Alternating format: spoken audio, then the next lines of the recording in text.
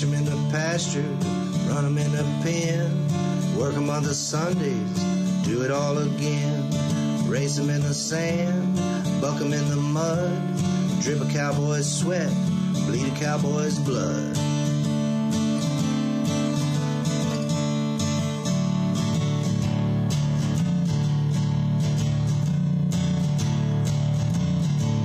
I'm Zeke Thurston, 2016 World Champion Saddlebrock Rider, and you're watching the Peppered Stewart Show.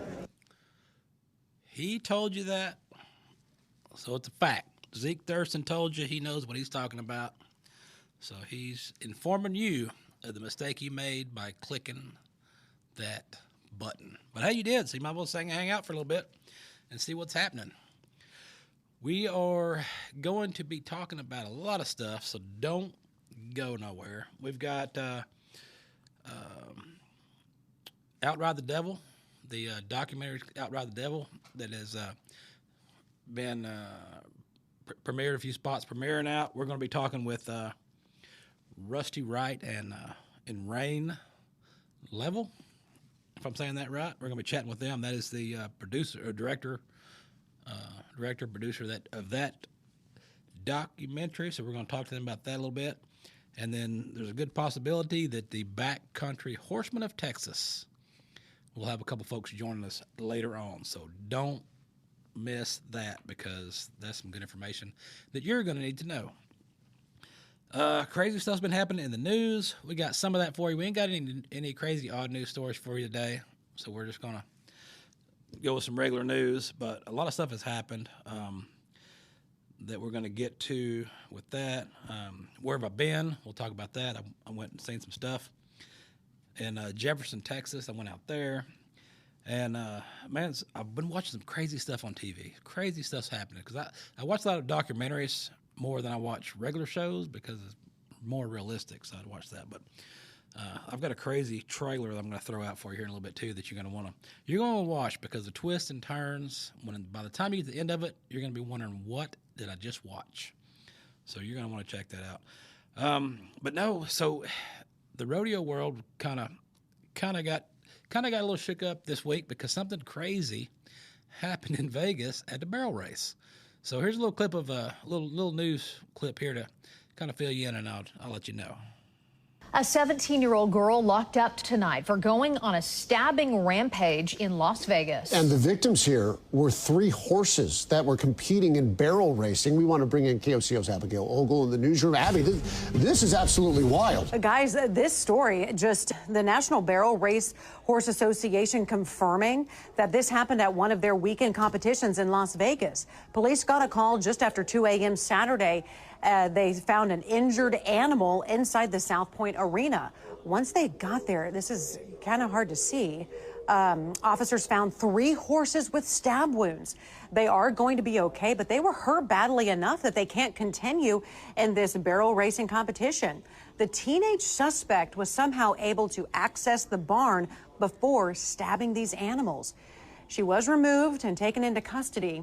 We have checked. None of the injured horses are from Oklahoma. We know barrel racing is really big here. The suspect's NBHA membership has been suspended. Suspended membership? How about put her in the jail? So what I've gathered from this story and the folks that I've talked to, so the girl supposedly was entered at there also, but she'd been stalking one of the girls. She's been sending crazy messages. There's reports that she was having trouble at school, and then they've been reaching out to her mother about concerned over, I don't know, I guess in the last couple of years it's become a big word everybody uses, mental health, concerns about that or whatever. But anyhow, so at Vegas at the barrel show, she stabbed, I think she allegedly stabbed, 3 horses over there. So that's pretty crazy. Pretty crazy stuff. You never know what's going to happen when somebody's going to flip out on you. But that happened in Vegas. So that's crazy stuff. Speaking of other crazy stuff, I guess I'm gonna have to throw this at you because I can't talk enough about it to make you understand what crazy things are happening on this show. But it just came out. It's called The Many Lives of Benjaman Kyle. And it is a crazy, crazy story. There's only like 3 or 4 episodes, or maybe 4 episodes. But the longer this thing goes, the crazier the story is. So if you got a little bit of time, you're laid up at the house, maybe it starts raining this weekend, you can't go outside, you need to check out this this documentary called The Many Lives of Benjaman Kyle. 11 years ago, I came across this insane story. It was about a man that had amnesia. I was found behind a dumpster. I don't know how I got there, and I don't have memories of who I am. Initially, we really wanted to help Benjaman Kyle. But the more that we learned about him, the more that he started to get angry. All it did was raise more questions. Who the hell was he for 30 years? Was he found bloody and beaten? No. If there's no blood for his trauma, then how do you lose his memory? Do you really have amnesia, or you're hiding something? If anyone wants to get rid of a body, this would be a good place to shove one off. It'd be years before they found it. We have to keep him on the hook. Like, he has to think that we still believe in him. We got the evidence. I have the DNA. I have the cup. Is Chris really a producer, or is he some sort of an investigator? This guy's starting to with us. What makes you think Benjaman Kyle was a hitman? I'm scared to death. If I could go back, I would never have done this show. No, shut up. This is my life you're with. This really is a quest for truth. Do you have a definition of truth? The Many Lives of Benjaman Kyle, an ID documentary event, May 25th on ID. Yeah, so that, I'm telling you, that was crazy. That was a crazy show, because just when you thought it was going this way, it just goes a whole different direction, and by the time it's over, by the time it ends, you're just sitting there scratching your head going, what just happened? You got to see it. If you haven't seen it, you got to watch it. That's crazy stuff. I watch too much TV as it is, so that's kind of what happens. But I told you we had some guests here. We're probably going to talk to Rusty and Rain. We got them on. So check out this trailer that we're going to discuss. It's called Outride the Devil. And after this trailer, we're going to discuss the show with Rain and Rusty Wright, who plays a part in this documentary. One of the greatest stories in barrel racing is this lady, the cancer survivor, Angela Ganner is true grit. The story of Angela Ganner embodies the cowgirl way of life. For Angela to battle through what she has, that's absolutely amazing. This is one of the great untold Western stories. I don't feel like Western heritage is made. I feel like it's bred into you. Luckily for me, I got to inherit a legacy. Welcome to the United States of America, Quanah Parker. So everything you see here is the same thing that Billy the Kid saw way back in the old days. It's something that's born in you. I was in junior high when we found out about Mom's breast cancer. Had to start taking, they call the red devil. I never looked in the mirror for 8 years. I was never gonna see sickness. I was never gonna see death. I was never gonna let myself think that I wasn't gonna live. The love of the life, it never goes away. Due to the cancer circumstances, I'd lost the ability to ride. Turn it on, let it roll, boys. Cowboys come from every shape and color from all over the world. It's always been a part of who we are in Indian country. There wasn't just Jackson Sundown. Everything about rodeo is wild. Gamble on yourself, your health, everything. You're getting on the back of something that could kill you. It's like jumping out of an airplane. When my mom started running barrels again, Bugs took her to 6 pro rodeo wins. They made their first Canadian National Finals rodeo. You have to get back to the NFR. This is the NFR. It don't get no bigger than this. It is a lot of pressure. It is our Super Bowl. It's the honor of a lifetime.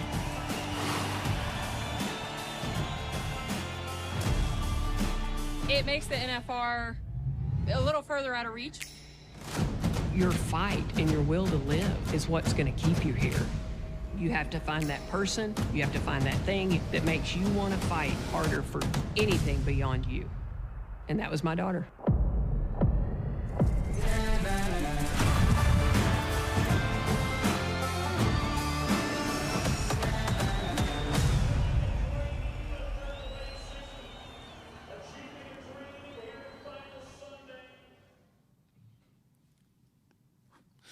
All right, Outride the Devil. So let's find out exactly what's going on here, and we're going to get joined up here with Rain and Rusty. Rusty Wright's going to hop on with us, and we're going to find out what is happening with this documentary. What's going on, guys? Hey, how's it going? Oh, it's going good, going good. So I guess, Rain, tell me a little bit. I haven't seen it. I've seen the trailer and I've read up on it. So kind of tell me a little bit about how this came about and how you decided to put this together and put this show up. Well, how it came about, Pepper, is I was on my way to the Fort Worth Stock Show and Rodeo in 23, and I was going to meet a buddy of mine, Eric Nelson. He's an Emmy and Tony Award-winning actor there. Folks will be familiar with him from Taylor's show, 1883. I stopped at the Texas Rodeo Hall of Fame in Pecos, even though I didn't actually have time to do that. Went in, walked around, and the very last inductee was Angela Ganter. And, I knew of the Ganters, but mostly from Jackie Ganter, from when Jackie won Rookie of the Year in 2015. But I did not know what her mom had gone through. And so when I read that story, I read it 2, 3, 4 times. The minute I got outside the Texas Rodeo Hall of Fame, I started making phone calls to see if anybody had the rights to Angela's story. They didn't. So I contacted her, met with her, and the rest is history, as they might say. Okay. And Rusty, how'd you get in? How'd you get in on this? I was just lucky enough to be walking by in Cheyenne, and they asked if they can ask me a couple questions, and I was happy to do it. Now I'm super happy I did it. I'm really happy to be a part of this deal. It's super awesome. And then my little sister got in. It kind of turned into, a family ordeal for us too. Okay. All right. Yeah, I mean, Rusty, I have to say, Pepper, when you make it a movie, particularly like a documentary, when it's not scripted, you really need to find a direction. And when we did the interview with Rusty that he contributed, he really provided that direction because he brought his heart and his soul, and it set the tone for the entire movie. So when people go and watch Outriding the Devil, it wouldn't be the way that it is had it not been for Rusty. And he's right, it kind of became a Wright family movie, because not only is Rusty in it, we gave his younger sister, Lily, her acting debut. Stetson's in it, Statler's in it, Ryder's in it, and their mom, Cherie Wright, is also in it. You got the whole family in there then. We sure did. We tried to get Cody, but I just couldn't hook up with him quick enough. Okay, all right. And so how does the story go? I know that she battled cancer. She battled stage 4 breast cancer. She battled that for a while, and got went from being down to being up to back to riding. So how does the story go in the show?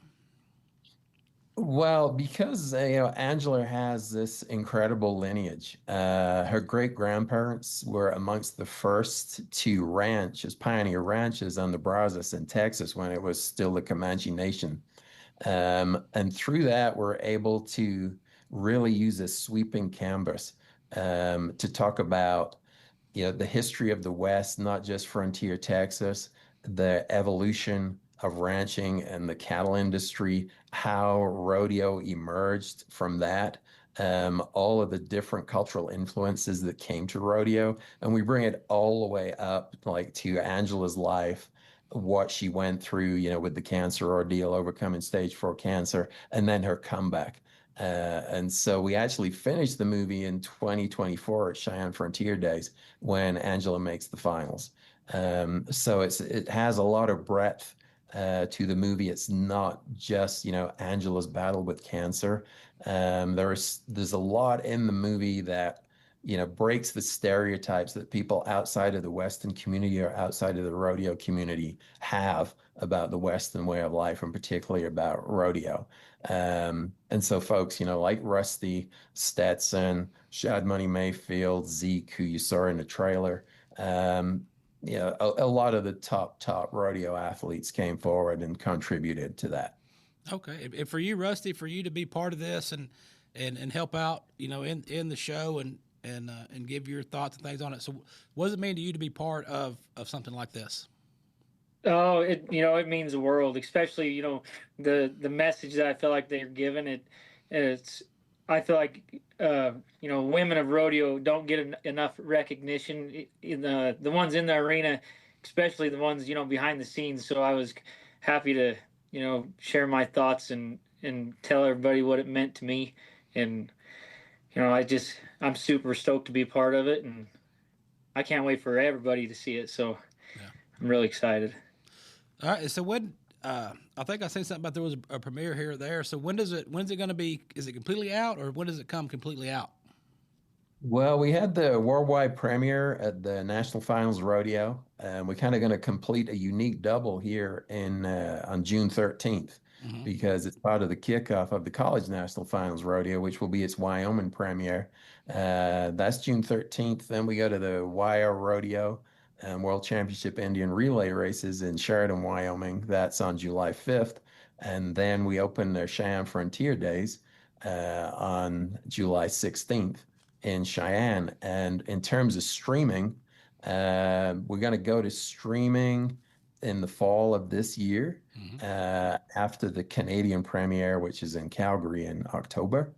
And so if folks follow the Cowboy Lifestyle Network, they're going to be able to find out when the streaming date is and when it will be available. Okay. All right. I gotta ask. Where does that accent come from? Where's that accent come from? I am a Roma, and we get called gypsies. And so my accent comes from a lot of different places because our people have traveled all around the world for about 1,200 years. So that's as good of an answer as I can give you. Just traveling? Okay. A traveler's accent. There you go. That's right. That's right. That's what I'd call it. So, all right. And there's a website. What's the website out for that? If somebody wants to, look it up and see. Yeah, all the dates of the premieres and the information is on otdmovie.com. Okay. All right. We'll be able to check that out. And Rusty, what do you got going on? It looks like you're on the road somewhere in the horse trailer. Well, I am in the horse trailer. We're in New Mexico here at the ranch. The power went out on me, so I had to come start the generator, plug the Starlink in. So we're actually at home, but we're fixing to head rodeoing for the summer. Okay. You ready for that Cowboy Christmas? Yeah, you bet. I'm ready for it. It's coming up. All right, well, guys, I won't hold you up too much longer. I'll let you guys go, but we'll let the folks know about the movie and to check it out online. And when it hits the streaming services, everybody can check it out. And if they're up that way, they can go by the premiere. That's right. Everybody's welcome. All righty. Well, I appreciate you guys. I'll let you get back to what you were doing, but we'll see you down the road, and good luck on your film. Thanks so much, Pepper. Thank you. Yeah, thanks for having us. Thanks. Check it out. Outride the Devil.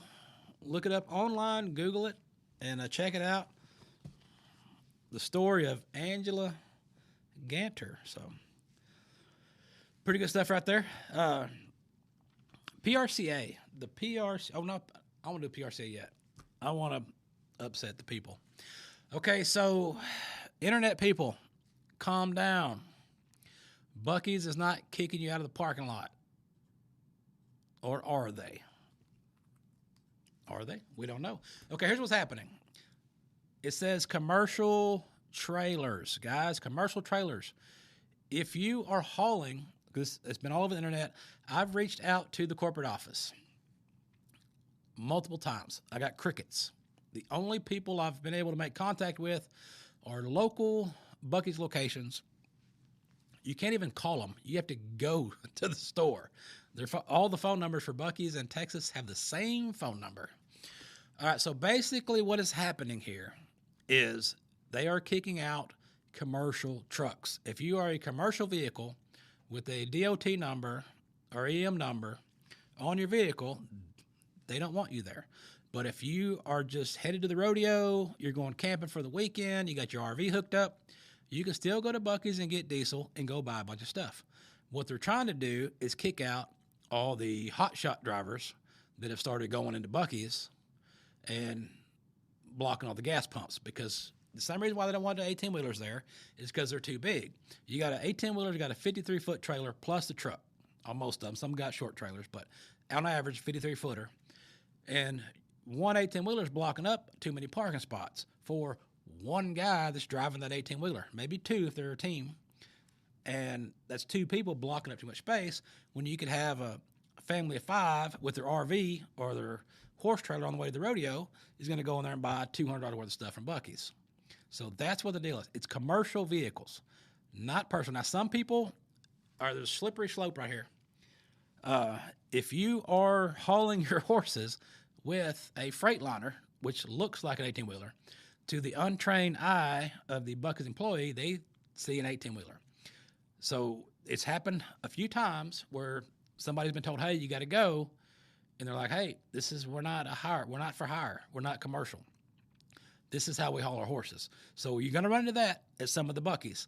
But in general, you can still run through Buc-ee's with your trailer on if it is not a commercial vehicle. But also, you're going to be at the discretion of whichever location you're at and how that manager feels that day. So there you go.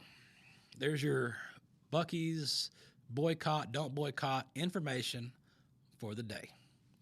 All right, PRCA's always got some good stuff going on. They've got a series that I stumbled across called The Highwaymen, and it's little featurettes on rodeo athletes.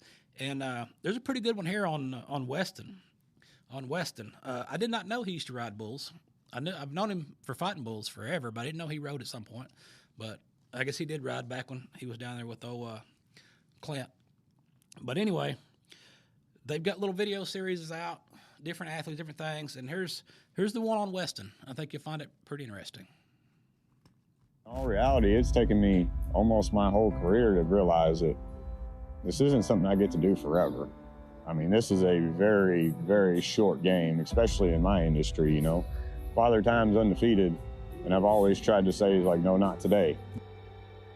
I want to be known as a guy who can stand there boldly and go, look, I'm an imperfect man. I have made more mistakes than anybody, but God has blessed me. He's given me a great life.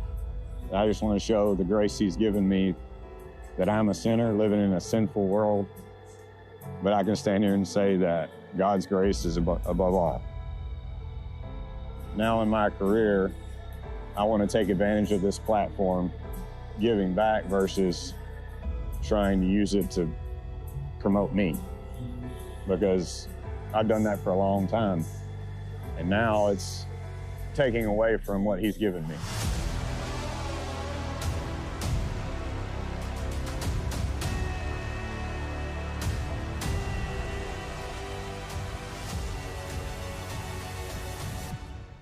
Like I said, as a kid, I can remember like when my uncles would come home for holidays or whatever, all the stories were just re-ride stories, you know, like, especially now, like, I understand rodeoing for a living. You just sit around talking about all the things you've done on the road.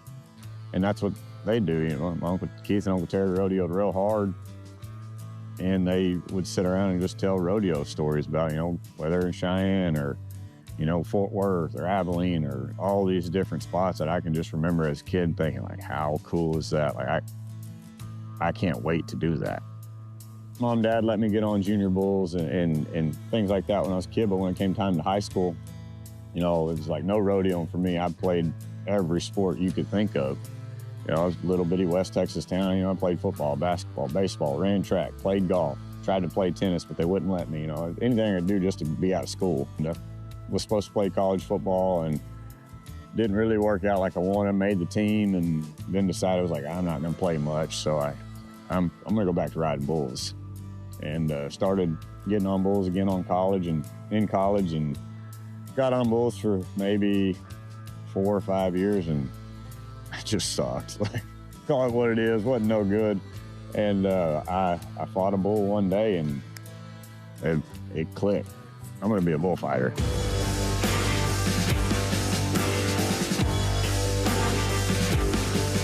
Then I started getting into trying to start paying more attention to the greats. You know, thankfully, you know, the internet and YouTube and all that was getting bigger by then. So it was like, really, there wasn't a whole lot of footage of those guys other than the Wrangler bullfights. So watch that.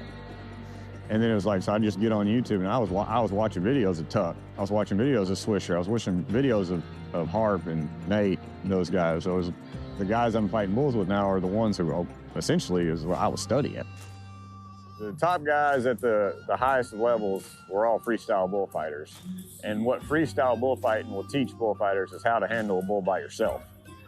Because now I'm adding a teammate, sometimes 2 teammates, and a bull rider. So I've got a bull rider, and 2 teams. There's, you know, 4 guys in one spot.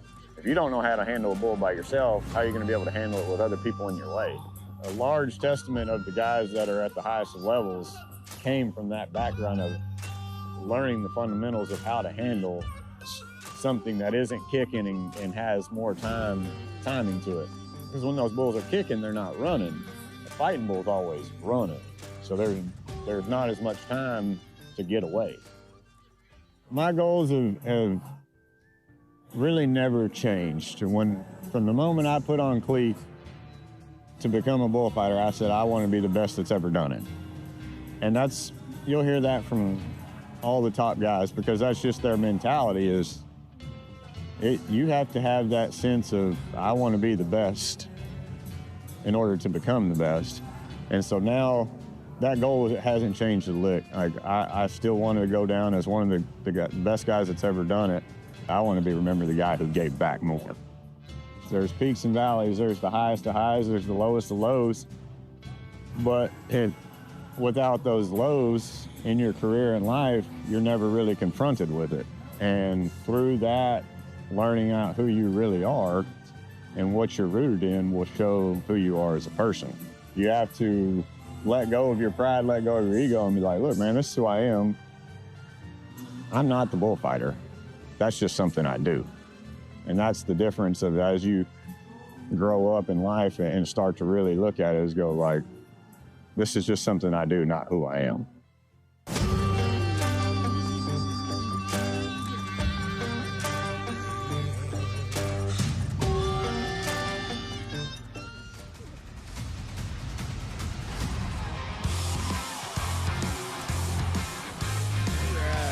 Check it out, Pro Rodeo, PRCA Pro Rodeo. Check out the series that they got going on. They got a lot of good interviews, a lot of good clips similar to what you just saw.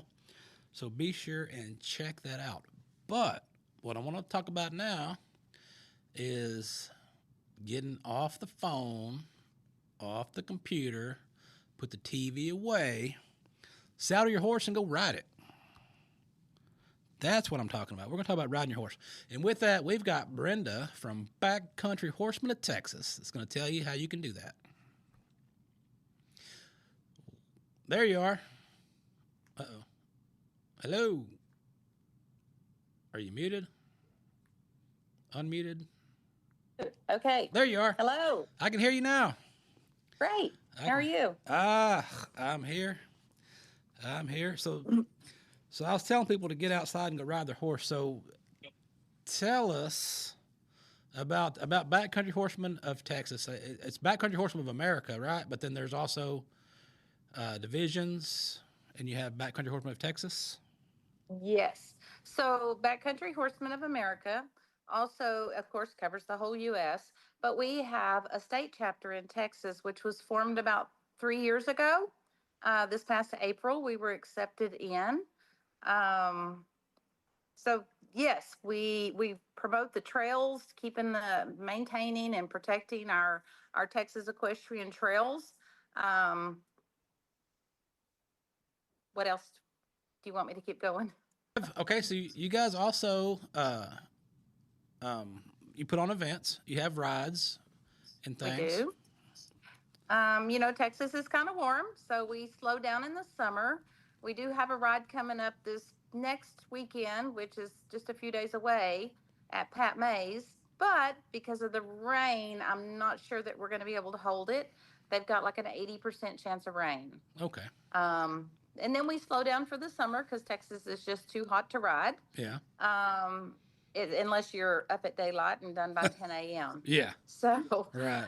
We will resume those monthly rides probably in September, and that one will be at T-Bar S near Crockett, Texas, or Kennard. And you can find out about all of our events on the Backcountry Horsemen website. Mm-hmm. We have a calendar posted that we keep the events. We at least try to do a monthly ride, except the summer. Except when it's too hot. Yeah, and I've been. I guess we joined up and went with you guys. We went to. We went and rode with you guys twice somewhere. Yes, I know the LBJ Grasslands. Yeah, we went to the Grasslands, and then we went to the. With the big lake and all the cows. Oh, 6RS. 6RS. Yes. Yeah, there it is. Yes. 6RS. Outside of Buffalo, Texas. Yes. Yes. That I really liked that riding that ranch out there. That was a really nice place to ride. Yes, Doris Ann opens that up for us to do one of our meetings in April where we try to promote membership. So yes. Okay. And that's the thing. You can the people that want to ride and come out and ride. I mean, you got the membership, and I mean, your membership pretty much goes to the maintenance and trails, and also the fundraisers you do. Tell me a little bit about, because I know about you do the fundraisers. So tell me about your fundraisers that you do and where that money goes. Okay, so we promote the trails all over Texas. So if there is anywhere that needs help, and again, you can see these all posted on our website, but we help haul in gravel for the trails, help buy boards for the bridges. We get out there and we cut the trails ourselves to keep the trails open so that we can ride them. Let's see, the state parks, we are on one of their groups where they have reached out to us to help them develop trails at the new state park that's going to be outside of Lampasas. It's part of the Colorado River Authority. But they have got more land on the other side of the road, and they are going to turn it into trails. So they've asked for our input and help to see if we can develop trails that everybody will enjoy. Trails for the 15 or 20 mile rides and trails for the 5 and 10 mile rides so that everybody can enjoy the trails.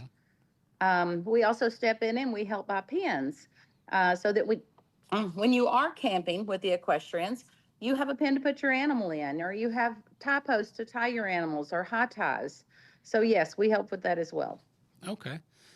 Yeah, because it helps out. I mean, we've got some portable pins that we can haul around, but it's just a pain to load them up and drag them in, drag them out. So if you can go, like most of the places we've been, you roll out, you got your pin set up, you throw your horse in, fill your water up, throw some hay in there, and then go sit by the fire and eat some hamburgers. So.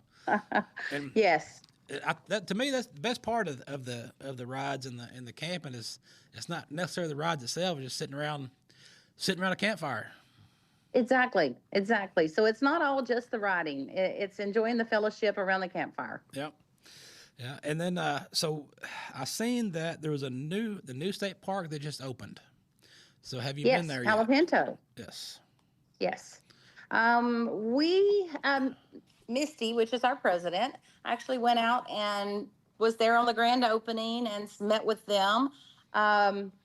We've had a little input in that, but we are really, we're there if they need us, but with the state park in that situation, they were able to fund their own pens and manure dumps and things that we try to be involved in helping and planning their trails. So we've been involved, but the state park has done a lot of that. Okay. And we're happy to have them. Right. And then the other thing to tell the people is if you don't have a horse, don't park at the horse sites. Well, that is an issue coming up. So we are going to go to the Capitol on August 19th.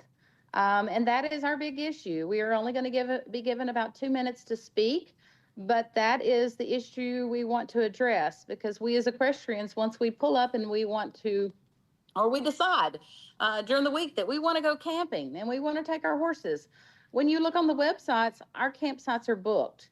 And if you were to get there, you would find regular campers and kids riding their bicycles and taking spaces that are really designated for us. Yeah. So that is going to be a big thing before when we go to Austin, August 19th. Anybody who would love to go, we need to show a good, strong equestrian presence. Yeah. So, yes. Yeah, because that, I mean, you get out, you haul, it's enough hauling the big old trailer down there, and you get down there and you got a bicycle in the pens or a little tent set up out there by your parking spot. So Yes. And then you have the people who want to come up and feed your animals, and kids that want to play around the back of your horse. It can be pretty dangerous for them. They just don't realize it. So it'll be a learning experience for that kid. So as far as events, I wanted to bring up, we have an event this summer, and it's kind of an I Spy game. And we're very active on Facebook as well. So if you look up the Backcountry Horsemen of Texas on Facebook, there is an I Spy game. And you don't have to have a horse. You don't have to go trail riding. You just have to take pictures and collect points. For instance, I took a picture today of a creek with a waterfall, and that qualified for one of the I Spy things. Okay. They're real catchy and wordy.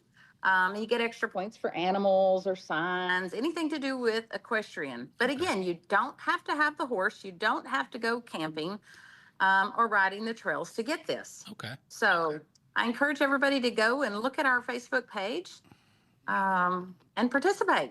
We love people to join us. I seen that. I was wondering what that was. I saw that. I think I seen that today. And I was like, what is this I Spy? It's kind of fun. Yeah. The last I Spy that we did with y'all was looking for ducks. Oh, yes. Yes, that was the duck ride. Yes. Now that was our fundraiser. Yeah. We try to promote anything we can to create money to help with our equestrian camping and trails. And that was a fun deal, because you're riding out there and you're looking around for ducks, not big ducks. They're the rubber ducks that the Jeep people like to duck each other with. But yeah, you just collect a bunch of ducks and win prizes. Yes. And so that's always fun. So when is the T-Bar? When is T-Bar-S? T-Bar-S is September. I'm not sure exactly of the date because we had to cancel that one. Yeah. It was going to be Memorial Day weekend, and we moved it. I want to say it's around the 17th. But again, those dates are on our website. Okay. And that website is kept up to date with our calendars. Okay. So yes, and call and get your reservation. Come join us. I've got to. So we won at the fundraiser that you were talking about at the Grasslands. We won the camping thing for T-Bar-S. Oh, and see, we were supposed to have gone too over there for the Memorial thing, and then everything got rained out, and so we had to cancel. Yes. So we're thankful for the rain, but it makes it tough. Oh, I'm still in a swamp. Oh, sorry. It's been raining. I mean, I needed it. We needed it, but I just didn't need it all in 1 week. Right. Spread it out. Okay, well, I'm gonna let you get back to it. I don't want to hold you up, but Backcountry Horsemen of Texas, the website, they've got a Facebook group. You can join the group, get in there and see what's happening. And then you also do have, you guys do have, is it monthly Zoom meetings or? We do. Monthly we have a Zooms? monthly Zoom meeting. It's on the 4th Tuesday. We welcome anybody to join us. They're short. They are guaranteed to be 30 minutes. Okay. So we don't waste a lot of your time. We jump right to business. Old business, new business, financial report, and see what else we can do. Yep. So I personally like that part about the meetings. Okay. So. All right. Well, I'll let you get back to it. I'm sure you got to go feed horses or something, so I'll let you get out. Yes, sir. And thank you. We will see you guys on the next ride. Okay. Hopefully T-Bar-S. Thanks. Yes. Thank you. Bye-bye. Backcountry Horsemen of Texas. Look them up. Google it. Find them on Facebook. Go ride. It's a pretty fun deal. I enjoy going out there and riding. You know, we like to take some of the colts out to ride and get them some exposure, let them see some things and do, stuff and haul them and all that. They get to get hauled. They get to go ride in new places. And, riding out on the trails like they do I think is good for the young horses because it helps them learn to keep their feet under them. Because if you're riding a horse in an arena all the time and all you do is ride in an arena, riding circles or going around in an arena all the time, they never experience anything difficult or challenging. So you get a horse, you ride in an arena all the time, and then you have to go outside and do something in the field, your horse is going to freak out because it doesn't know what to do. It's used to riding on level ground. Well, get them off the level ground, get them outside, and ride them on a trail. So go with Backcountry Horsemen and go ride with them guys. It's a lot of fun. It's a lot of fun. They're a fun group. They have a potluck. You can cook up some stuff and eat and drink and be merry over there. So check it out. Speaking of checking it out, where I've been, Jefferson, Texas. So I was down in Jefferson, Texas it's called the Battle for Jefferson. And it's not a real battle. I mean, it's a real battle. This battle did not happen, but it's what it would have looked like if there was a battle in Jefferson. So that's what kind of threw me off. So I was able to go down there and take my camera. I don't get to take pictures too much anymore because I got all these photographers, but I was able to actually take my camera and do a little photography work out there and shoot some of this battle scene. So let's check this out. So you got the Confederates and the Union getting ready to they're battling out over there. There was a cannon that shot a smoke ring, and that's the craziest thing I've ever seen. I've seen people do it with cigarettes, smoking cigarettes and throwing out smoke rings, but this cannon shot some smoke rings, so I was able to get some of that. And then I mostly just watched that smoke ring come out of a cannon. The cannon shot all the way across the field, and it made a huge smoke ring. And that was the craziest thing I've ever seen. Then I just pretty much focused on the horses, watching the horses shoot, and the guys shooting as they're riding and firing off and loading on their horses and stuff. It was pretty good because when I was on 1883 and I worked on the battle scenes for 1883, and I was a Confederate soldier shooting the Union as they ran down the hill, and that was pretty interesting. It was neat to see it in live action, but it kind of reminded me of that a little bit. But just watching those guys, and they played the parts. I did feel bad for one of the guys, though, that he'd got shot, and the stretcher crew ran out there to get him, and they picked him up on the stretcher, and they were running back, and they all fell. He fell off the stretcher on his head. I was like, man, he just died twice. But yeah, it's a fun thing. It's a fun thing. Jefferson, Texas is always fun. It's a great tourist spot to go. They always have events going on all the time. We'll probably be out there again for Mardi Gras. We'll be out there for Mardi Gras. We'll probably go to the battle again. After the battle, they had a square dance. I've never been to a square dance. I don't even know what that means, but I was there. And we watched it for a little while and was like, this is not too bad. So we tried it. It was a fun deal. So, I mean, it was all around good time there in Jefferson. And if you want to go to Jefferson, go to the Google Historic Captain's Castle. That's where you want to go. And go see my buddy Mike Jones. Who? Mike Jones. They own that place.